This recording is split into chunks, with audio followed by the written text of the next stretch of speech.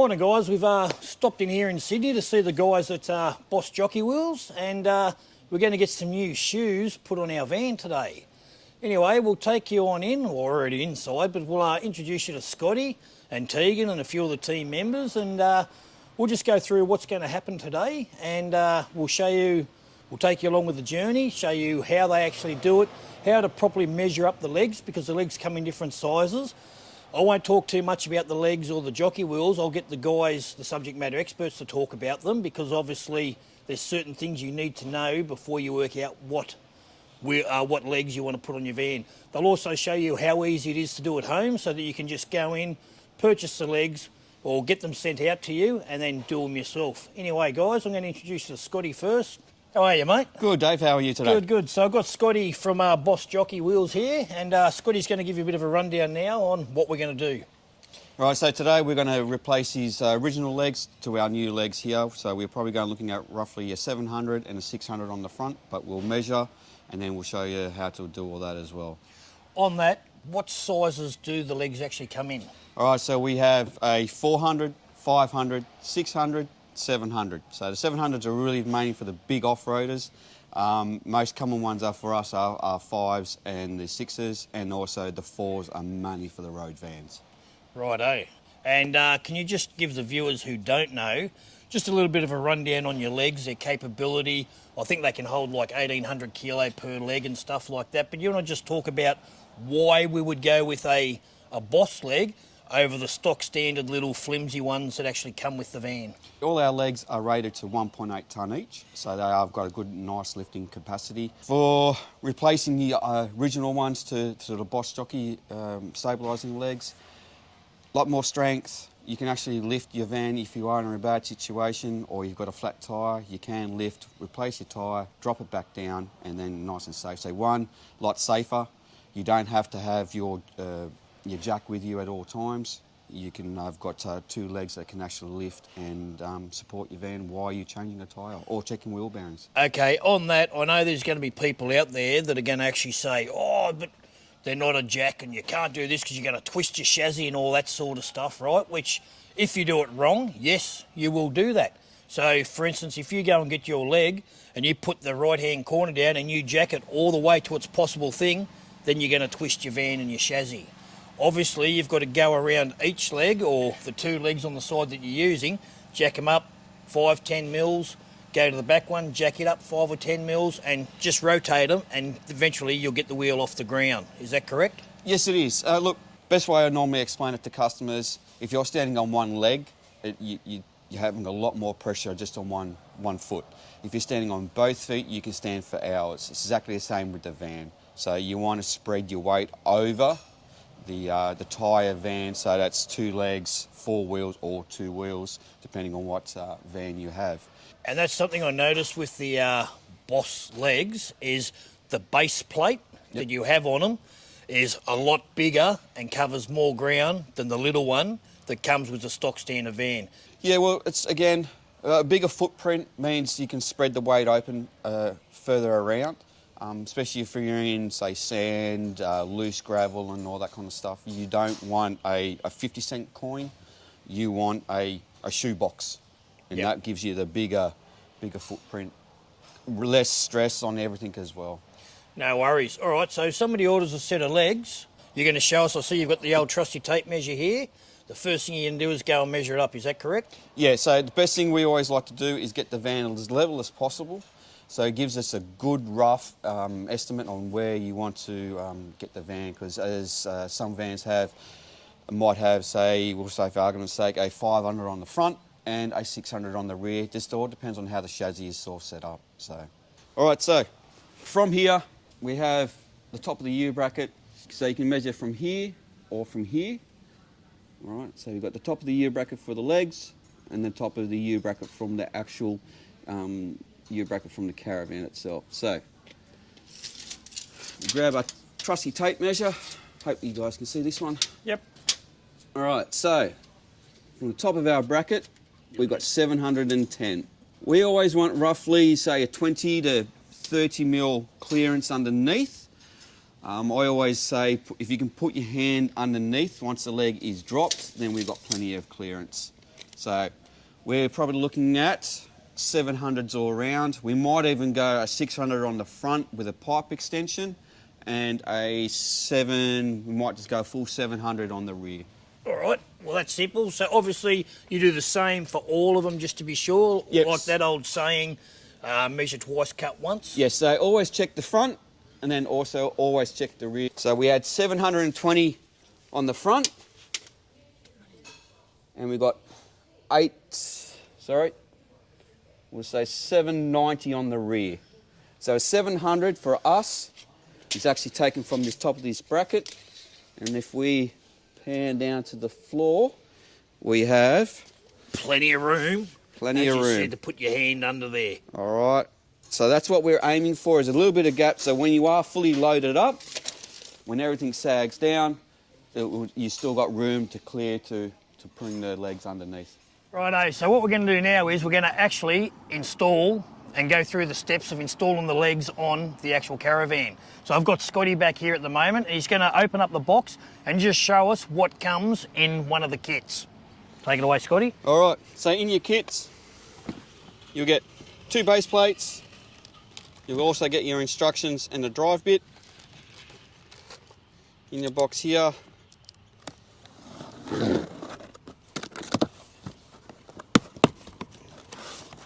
you'll have your leg, you'll have your push-pull handle, quick release pin, and your little black pin to install the push-pull handle on the leg.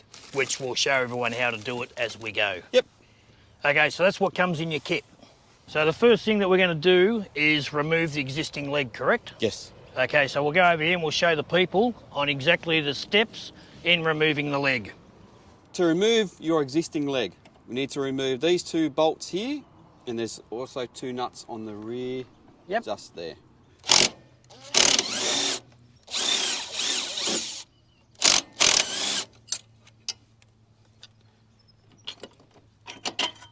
Jesus, that's simple.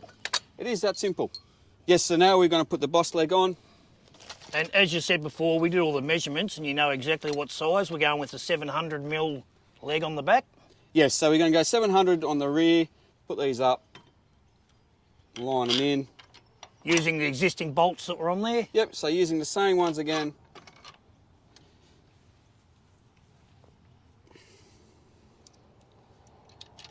Putting all the components back in exactly the way when you pulled them off, and we'll tighten them up.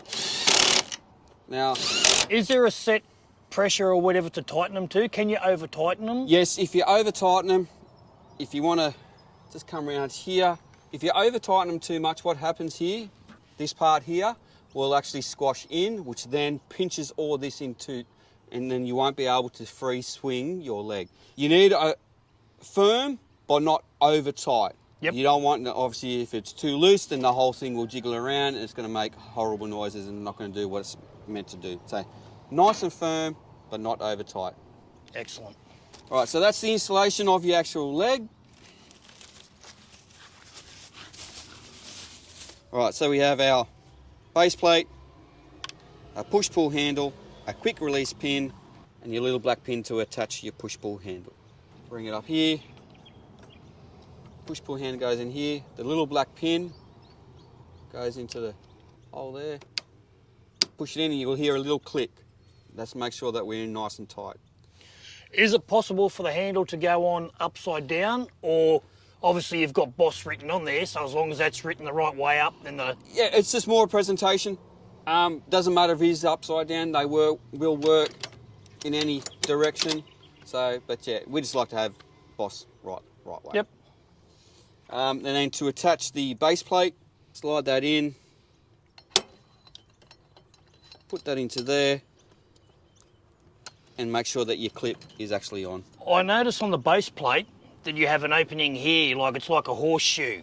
Is there a particular reason why it's designed like that? Yes, so when you are travelling, I'll spin that around for you, and then when we'll raise it up,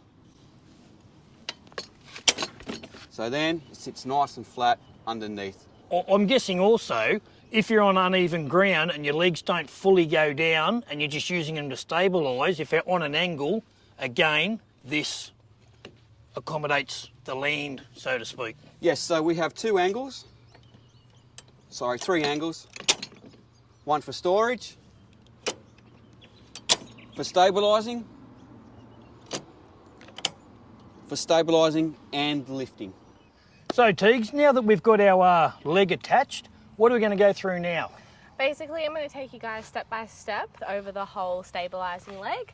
So we're going to start off with our push-pull painting handle.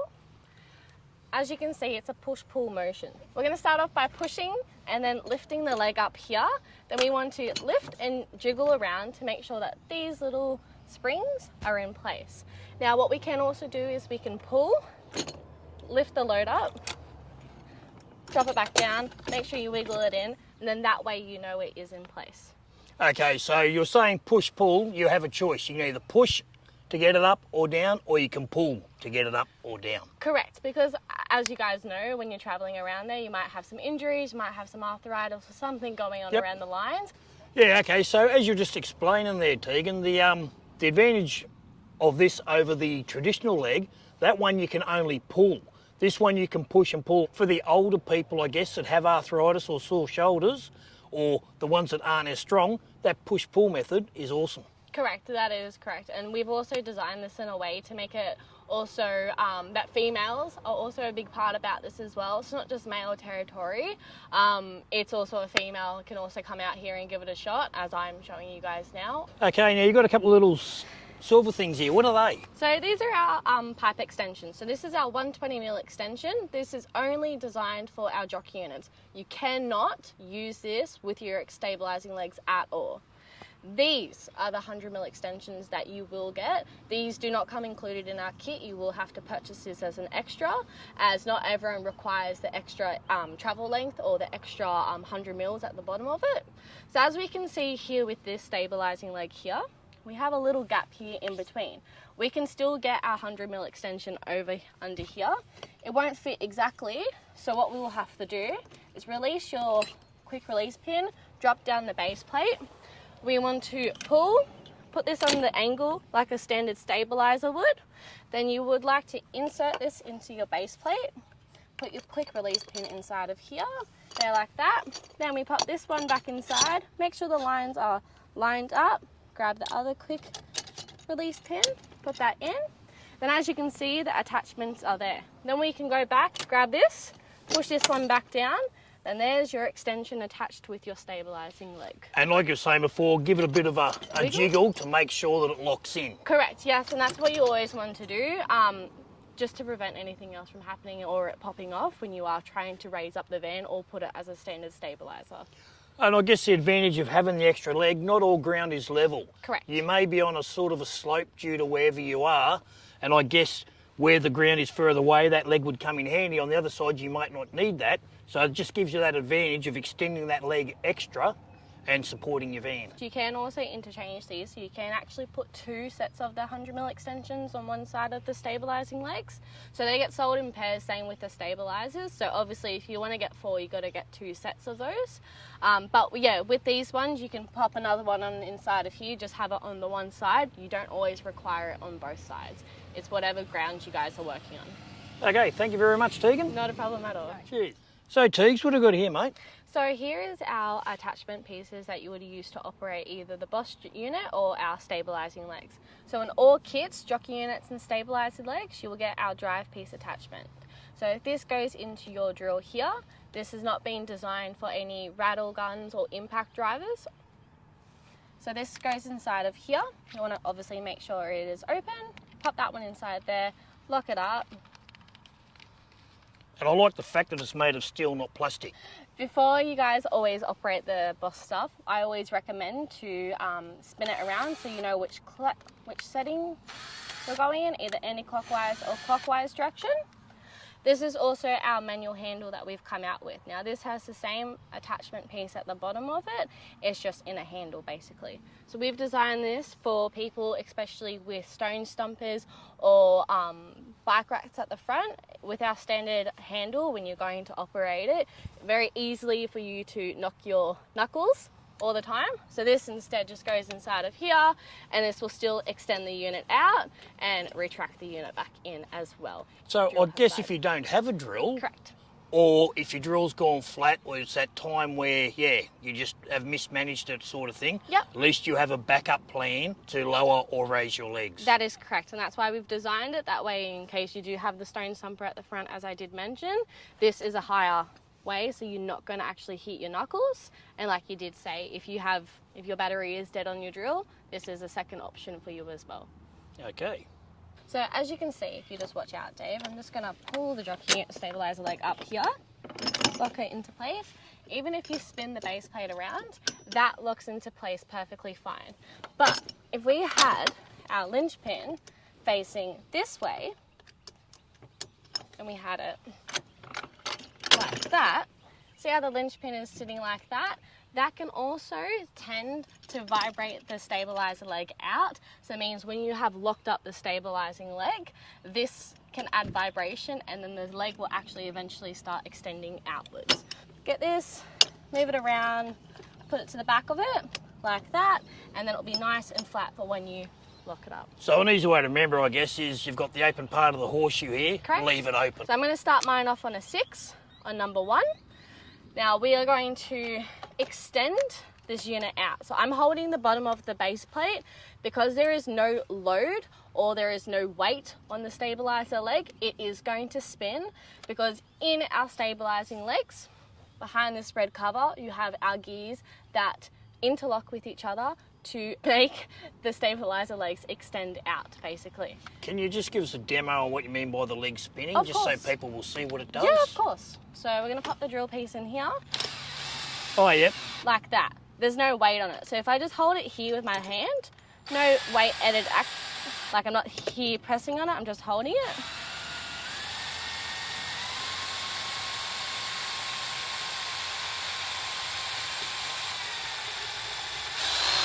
Now, that is our clutch that has been activated. So I'm going to have to change mine over. I'm going to switch over to a number 12. If we keep going here, keep extending, you can see I can take my hand off it because the weight's now on the base plate. We start extending. My clutch is now activated again.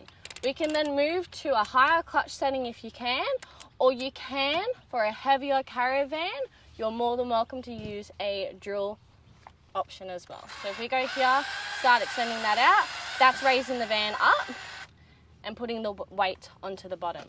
Just a quick question, because I know people are going to wonder why. How come you don't just go straight to that screw setting to do it in the first place? I always feel that I would rather start off on a clutch setting to prevent the drill from swinging out into my hand, because that will hurt your wrist. Yep. It will definitely hurt, trust me. I will also demonstrate to you guys here as well, with us retracting it, on why that can happen. Because I know people would ask that. No, that's actually a good thing. So we're just about to lock up our stabilizing leg just here. As you can see, we've still got a little bit of travel left. My clutch setting is on a number 6 on speed 1. We are going to sit here, hold the base plate, and it's going to lock the unit up. As you can hear, it's locking. If I didn't hold onto the base plate, it's just going to spin. But at the same time as well, depends on your drill, your hand might actually turn with the drill. If I had this on setting number 2, on number 6, watch what will happen. Hear it? Then my hand would actually flick with the drill as well at the same time, and that's what you don't want. Yeah, okay. Thank you very much for that. So guys, we've just finished leveling the van out, so we are going to put these stabilizer legs back into traveling position. Now, as we can see here, my linchpin is on this side of my base plate where the cutout hole is. I don't like it on this side, nor should you have it on this side. You need to flip this bit around, leave the pin still attached, swing it around to the back, come to this side. Then this side is open, and I'm going to show you guys why we have it like that. When I'm done, I would like to put it in the traveling position. The leg's been locked up, it's been retracted so it won't extend out or unwind while traveling. We're going to go ahead, pull this one here. We're going to take the load off, push it up here at the top, wiggle to make sure the pins are locked into place. then we can see how nicely flat the base plate is now sitting. If we had this linchpin onto this side, under here, the base plate would be sitting like this. So you want to leave it like that, prevents any movement or any unwinding or unlocking with our stabilizer leg. Okay, excellent. Thank you very much, Deacon. Not a problem at all. No worries. So, Scotty, I see you've got a couple of drills in front of you, mate. What are we going to talk about here? All right, there's different drills out in the market.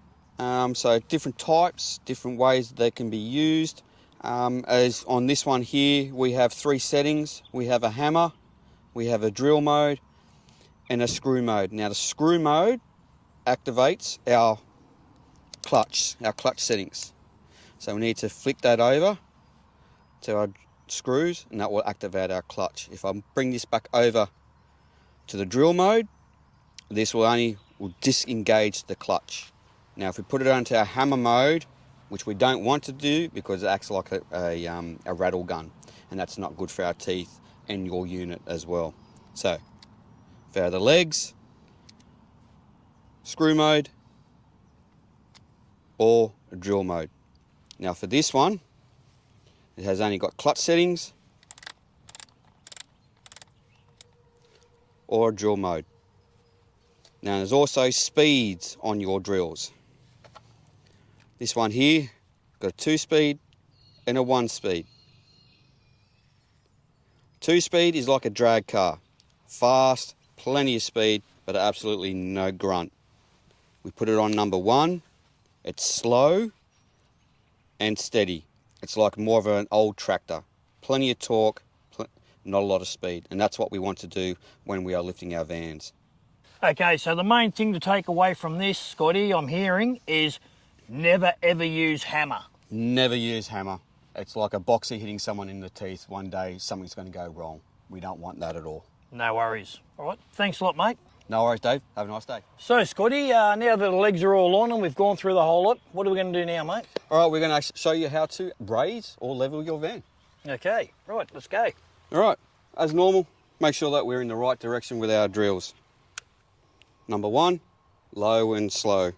All right, nice torque. Now, with the real heavy vans, we may need to go straight onto our drill mode. What we try and do, first thing to do, is get our legs, make sure they're nice and firm onto the ground first. So we'll demonstrate on the rear one what the difference is between a big gap and this one's already pretty well on the floor. So we'll go down to the rear. Just a question I'll ask you while we're doing this is, with the legs, do they have to run, or the plate, the base plate, do they have to run long ways or can they go sideways? It does not really matter. It also will matter on the actual terrain of where you are free camping or camping at a site, wherever you may be. So Yeah, right. It can be at angle, whatever you need to be. Obviously, if you are on an angle, sloping this way, you want the base plate to go with the land. Yep. So always try and go with the land. That is the easiest way. Okay. So as you can see, we've got a nice big clearance underneath. So from here, we want to put that into there.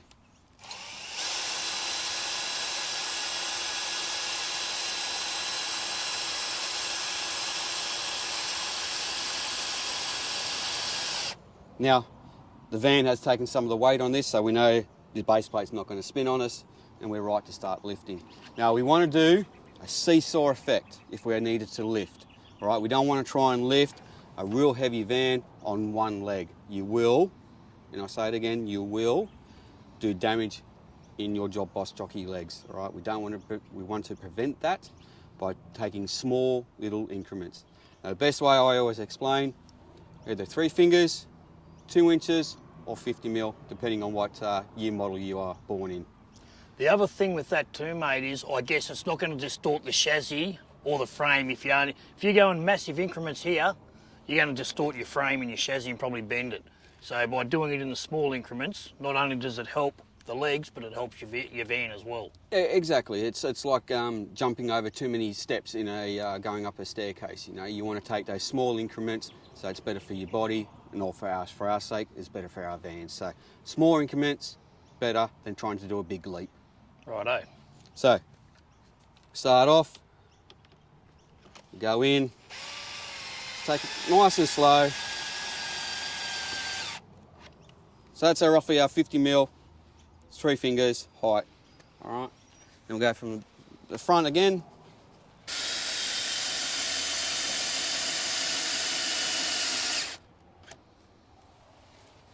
Right, it's not a race, it's just all about making sure that everything is working smoothly.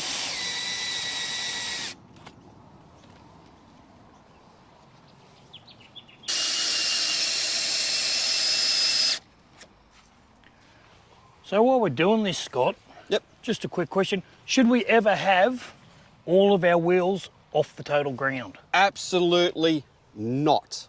All right. Best way I can explain it is that if you're standing on one leg for a long period of time, your body's going to get sore. No difference to the van. The van wants to flex, it wants to do all kinds of silly little things.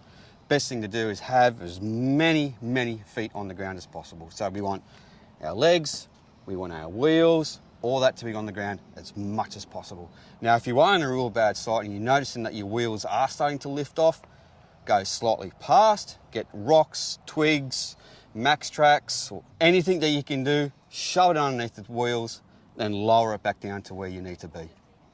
Okay, now obviously that is if you're camping and you've got your legs down and all that.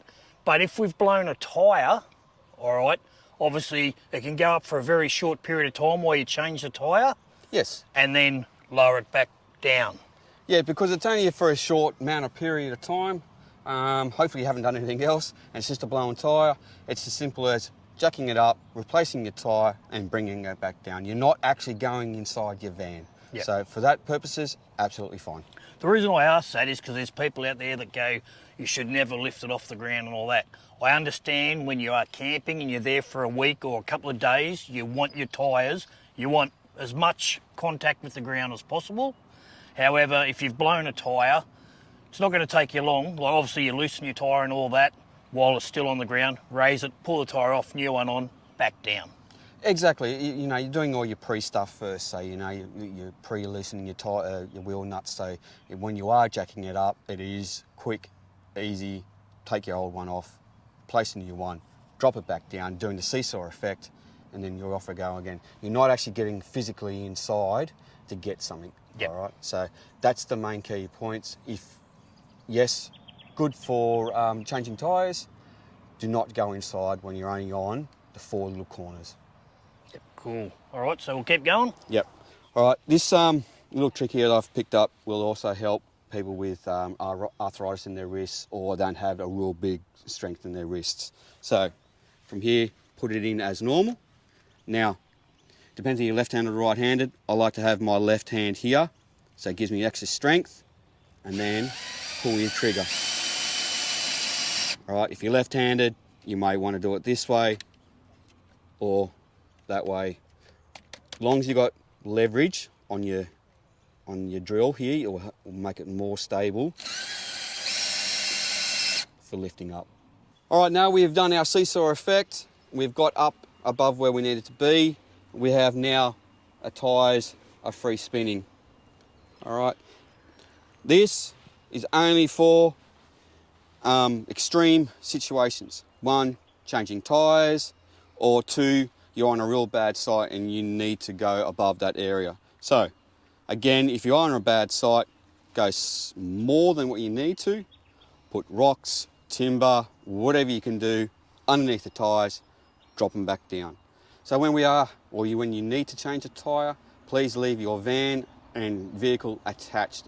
It is important that you leave those two combined together. It gives us more stability and safety as well.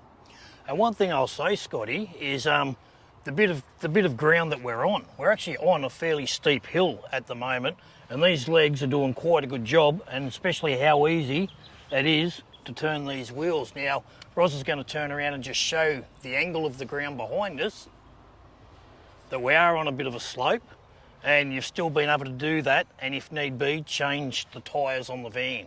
Yeah, exactly. Again, we would not go inside now, all right, because we have our wheels off the ground. And one thing I would like to say, Scotty, is our van, its tear weight is 3.6 tonne.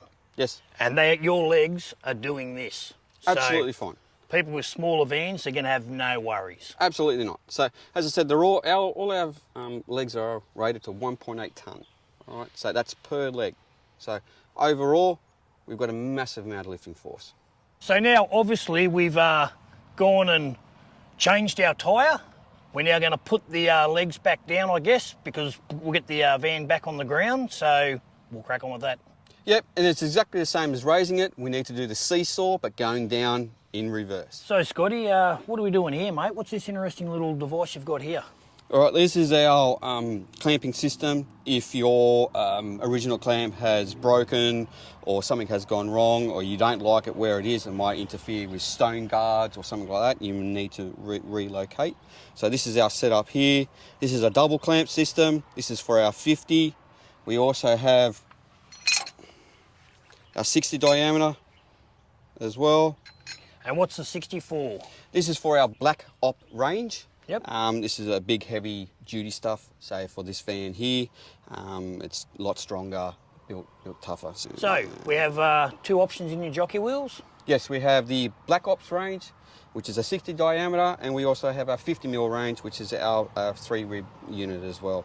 3-rib, black ops, does not matter. They're all built the same quality, same load lifting, so they're all rated to 1.8 tonne. There is quite a big difference between the 50mm and 60mm. It doesn't sound much, but there is quite a big difference. So, Scotty, what are we going to do now, mate? All right, we're going to install our 3-rib unit. So, we have 3 ribs. Yep. It's located there. Now, depending on what clamping your system you have, you can either put the rib inside the actual rib itself, or you can actually relocate the rib underneath. And then we've also come up with a small improvement where this ribs actually moved up slightly higher to suit some of those other clamps that have a bigger, chunkier space down here that you need for those clamping systems. So, for our sake, we can use our little rib there, locate that into there, bring this across. Oh, yeah, so the rib's inside that hole. Yep. So then you can, if necessary, put the rib under it. Put the rib underneath it, and that also is secure enough to do what you need to do as well. All right, so we've got that nice and tight now. Now with this one here, we can actually see we're fairly close to our stone guard here. So if I've got my handle, you can actually see that I'm going to hit the stone guard, yep. So what we can do is rotate this. So the front is now facing the vehicle. Now we've got plenty of clearance. Now the other handle it's our nice big one. If you still don't have enough room, you can also use this because we have our universal joint. We can now do this at a slight little angle. Now we also have security bolts. So this one here is a metric. This one over here is a BSW.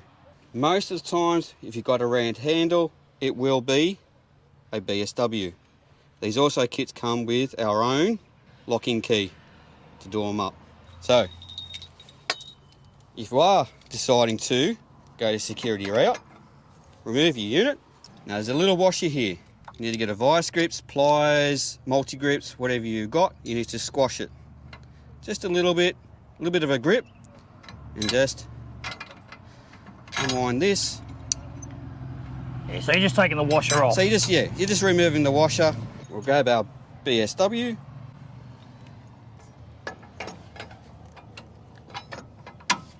Hook that in. And then do these up. Now we also supply with the BSWs 3 spring washers and 1 flat washer. Simple reason is some of the gaps between the back of the clamp and this RHS here is slightly different. So you might need to use the spring wash, all of the spring washers, or you might only have to use 1 spring washer and a normal washer. It will depend on this gap from here to this back of here. Right, and this is going to secure it so no one can just steal your jockey leg. Exactly. So nice and secure, no one can take it. It's designed also with a taper, so no one can put a vice grip onto them or some kind of pliers to try and undo it and steal it from you. Oh, excellent. Do you want to show us how to actually use the leg?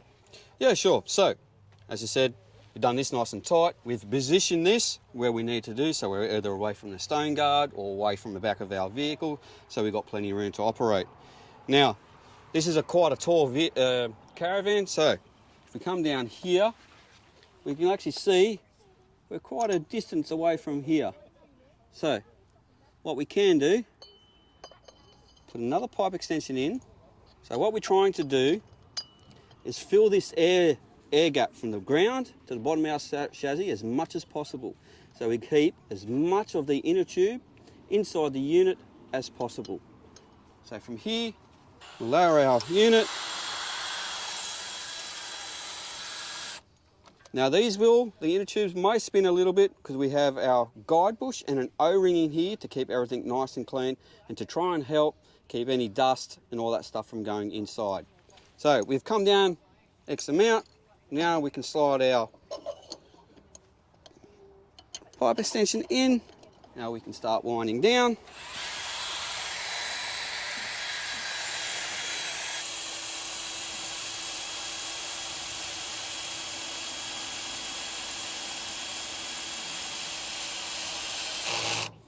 Now I've got my clutch setting on because I want to make sure I'm actually hit the ground first. So we can go slightly higher. Because this is a real heavy van, we're going to go straight to our drill mode. And we're lifting up. It's as simple as that. Now to pack everything away, we're going to do exactly the same in reverse. So flick our direction on our drill, wind down. Now be very careful please, because we've got a double pipe extension on here, we want to make sure that we leave a gap here. Because otherwise what will happen is that this will come into here, make contact, but the inner tube itself still wants to go inside the actual unit itself, and we don't want that because it will start to damage stuff inside. So from here, remove that, put our linch pin back in, wind her all the way up. Now, as you can see, we've got a groove here. We want to get our linch pin, line that up into here. We also want to make sure we've come away from our drill mode, flick our clutch to about a number 6, and you'll hear it when it clicks in. All right, now that's nice and locked up, ready for your travel. All right. Okay, we also have a travel strap. This is to help with the inner tube for going over bad corrugated roads, anything like that. So we don't want any vibrations for that inner tube to have a potential to come loose and come undone. We have a big hook and a little hook. So the big hook goes into here. The little hook goes underneath the inner tube. Do not hook it onto this. We want it to go on the inner tube itself. Pull this. All right, doesn't need to be super tight. As you can see, I've got a bit of slack. All right, and that's it. And then we also have our weather cover. All right, just to keep everything all nice and clean, helps keep the dust, dirt, all that out of our small little gear here. Flick that over the top, get our drawstring, pull our little thing, put it in nice and tight, and we are ready to travel. Very, very easy. Thank you so much, Scotty. Really appreciate your guided tour. No worries. Thank you, David. Have a nice day. Do you want to explain the differences here in the two BOS jockey wheels? Right, so the one in my hand is a 50mm. This is pretty well standard for most Caravans, and then we have upgraded on this unit. We've gone to the big 60 diameter, so a lot stronger unit, bigger, obviously a bigger bore and bigger inner tube as well. So these are mainly designed for the bigger and heavier front end vans like we've got here on today.